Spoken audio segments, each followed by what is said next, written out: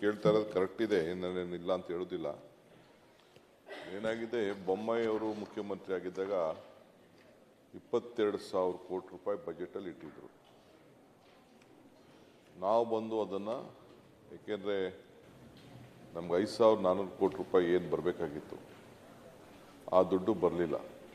Central ಗೌರ್ಮೆಂಟಲ್ಲಿ Nirmala Sitharaman ಅವರು ಸೇರಿಸಿದ್ರು. ಅದಕ್ಕೆ ಪಾಪ ಹಿಂದೆ ಇದ್ದಂಥ ನಾರಾಯಣಸ್ವಾಮಿ ಅವರು ಸೆಂಟ್ರಲ್ ಮಿನಿಸ್ಟರ್, ಅವರು ಪ್ರಯತ್ನ ಮಾಡಿದ್ರು, ಅಲ್ಲಿ MPs ಮಾಡಿದ್ರು. ಕೆಲವು ಅನೇಕ ಕಾರಣದಿಂದ ಬರಲಿಲ್ಲ.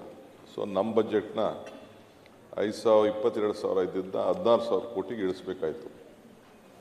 ಇದ್ರ ಜೊತೆಗೆ ಇದನ್ನೆಲ್ಲ ನಾವು ಟೆಂಡರ್ ಎಲ್ಲ ಕರೆದು ಗ್ರೌಂಡ್ ಕೆಲಸ ಮಾಡಬೇಕು. ಇದಲ್ಲದೆ ಕೋಲಾರದೂ ಇದೇ ಪರಿಸ್ಥಿತಿ ಇದೆ. ಎತ್ತಿನೊಳೆ ಪ್ರಾಜೆಕ್ಟು ನಾನು ನೀರನ್ನ ತಗೊಂಡು ತುಮಕೂರುವರೆಗೂ ನೀರು ಬಿಡೋವರೆಗೂ ಕೂಡ ಅದನ್ನು ತೆಗೆದುಕೊಳ್ಳೋಕ್ಕಾಗೋದಿಲ್ಲ ಅಂಥೇಳಿ ಅದನ್ನು ಕೂಡ ಹೋಲ್ಡ್ ಮಾಡಿದ್ವಿ.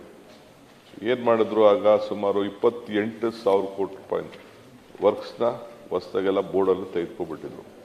ಅದಕ್ಕೆ ಸುಮ್ಮನೆ ಕೆಲಸ ಮಾಡಿಸ್ಬಿಟ್ಟು ಬಿಲ್ ಕೊಡದೆ ಹೋದರೆ ಭಾಳ ತೊಂದರೆ ಆಗ್ತದೆ, ಪ್ರೆಷರ್ ಜಾಸ್ತಿ ಆಗ್ತದೆ. ಈಗಾಗಲೇ 1.5 ಲಕ್ಷ ಕೋಟಿ ರೂಪಾಯಿನ ಕೆಲಸ ನಡೀತಾ ಇದೆ. ನನ್ನ ಬಜೆಟ್ ಇರೋದೇ 16,000 ಕೋಟಿ. 16,000 ಕೋಟಿ ರೂಪಾಯಿಗೆ ಸುಮಾರು 50% ದುಡ್ಡು ಹಳೆ ಸಾಲಕ್ಕೆ ಹೋಗ್ತದೆ, ಒಂದು 25% ದುಡ್ಡು ಲ್ಯಾಂಡ್ ಅಕ್ವಿಷನ್ಗೆ ಹೋಗ್ತದೆ. ಇನ್ನು ಮಿಕ್ಕಿದ್ದು ಉಳ್ಕೊಳ್ಳೋದು 25% 30% ಮಾತ್ರ ಉಳಿತಾ ಇದೆ. ಮೊನ್ನೆ ಕೂಡ UKP ಅವರು ಎಲ್ಲ ಬಂದು ದೊಡ್ಡ ಪ್ರೆಷರ್ ಬಿಲ್ಡಪ್ ಮಾಡಿದ್ರು. ಎಲ್ಲ ರೈತರುಗಳೆಲ್ಲ ಧರಣಿ ಮಾಡಿ ಬೊಮ್ಮಾಯಿ ಅವ್ರ ಕಾಲದಲ್ಲಿ ಒಂದು ಕ್ಯಾಬಿನೆಟ್ ಸಬ್ ಕಮಿಟಿ ಒಂದು ರೇಟ್ ಫಿಕ್ಸ್ ಆಗಿತ್ತು.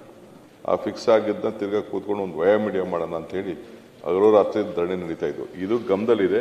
ಇದು ನಮ್ಮ ಮಾತು, ಇದು ನಿಮ್ಮ ಕಾಲದಲ್ಲಿ ಇದು ಅಪ್ರೂವ್ ಆಗಿದೆ, ಮಾತು ಕೊಟ್ಟಿದ್ದೀವಿ. Will take it up. 330 ಕೋಟಿ ರೂಪಾಯಿನ ಕೆಲಸ ಅಪ್ರೂವ್ ಆಗಿದೆ.